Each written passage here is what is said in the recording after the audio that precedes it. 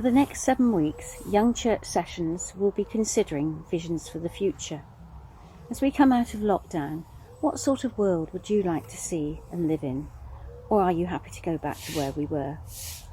My hope for the future is that we create a greener world, and I mean less dead concrete and more living green plants wherever we can put them. Now, why have I chosen this vision? My first reason is that for the majority of the time that mankind has been living on this world, we have been farmers living on the land. It's only 250 years ago that our country, England, led the Industrial Revolution and the move from the countryside into towns and from the land into factories. Remember too the many parables that Jesus told us about plants, the sower and the seed, the wheat and the tares, the lesson for today, and he talked about the lilies of the field, knowing that his audience would understand because they worked on the land. So that's my first reason. It's natural for us to live close to nature. While in lockdown, many people have been working in their gardens and getting closer to the earth and nature in their small plots, and they have found that it's good for their health, both physical and mental health. Working with the soil and in nature has been shown to help people with mental health problems, and gardening is great exercise. So my second reason is it's good for you. Now to the gardeners themselves. Gardeners tend to be patient. They need to be to wait for those seeds to come up, thoughtful in planning what they're going to grow, and generous in sharing out the produce that grows in their gardens. There are exceptions, think of Mr. McGregor in Peter Rabbit, but mostly gardeners are nice and caring. And remember, it's nice to be important, but it's more important to be nice. Finally, working in a garden, it is a continual reminder of the beauty of God's creation. I used to have a gardening apron which said, "You are closer to God in a garden than anywhere else on earth." But it's a fragile beauty that he created, and we need to help to preserve it in his name. So my vision is for more people to sow, plant and reap the rewards of nature in their gardens, on their kitchen windowsills, anywhere. Now, earlier today, Bronte from the young church and the choir visited my garden, and we looked for seeds that we could harvest or plants that we can take cuttings from and share with our friends. I hope you be inspired by Bronte and help to make our own world greener. Bye bye.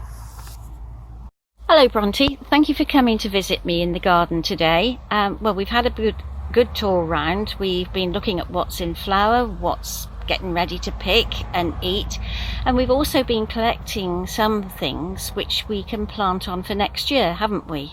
Yeah. What have we found? So we've found some cerinthy seeds, and this is what this is what it looks like. And so this is a flower plant, isn't it? Yes, it is. Yeah. And these are the small black seeds that you get from it. And what you do is you make an envelope like this, and you just put them in it. And try not to drop it. So I'm just doing is plopping all of these in there. Okay. And store them for winter. And what do we write anything on the front? Yes, we write cerinthy. Yes, so that we know what they are. Yes. Okay, are you going to show us how to make one of those envelopes? Yes, so what you do is you just rip a piece of paper in half. And just a piece of A4 paper, isn't it? Yeah. Yeah. And then you fold it up like this, and what you do, either glue or tape it. I'm using glue. And fiddly.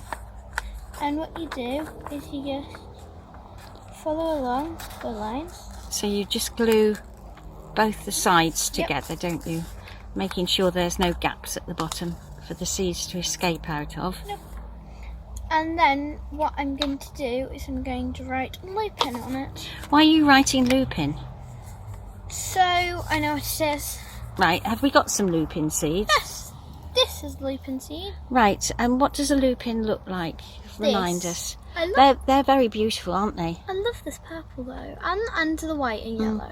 And I think if you gave friends a packet of lupin seeds, they'd be really pleased to have those in their garden next year, wouldn't they? Yes, they would. And I'm going to put all the lupins in here now, like this.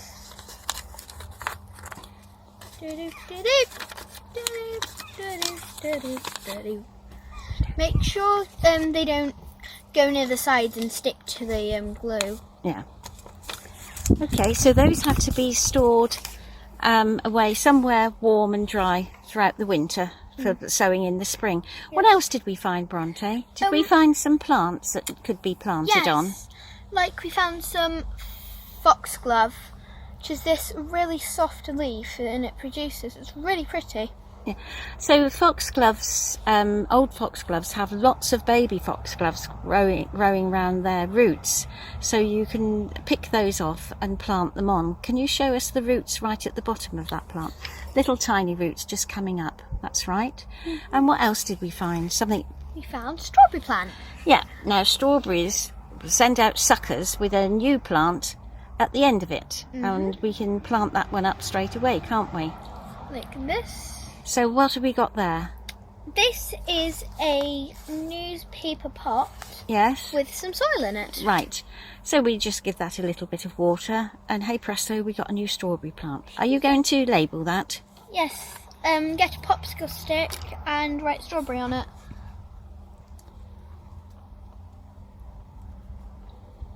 So somebody else can have strawberries in their garden next year, can't they? Yep. And you just plop it in. Right. And you're good to go. Right. What other seeds can we plant at the moment?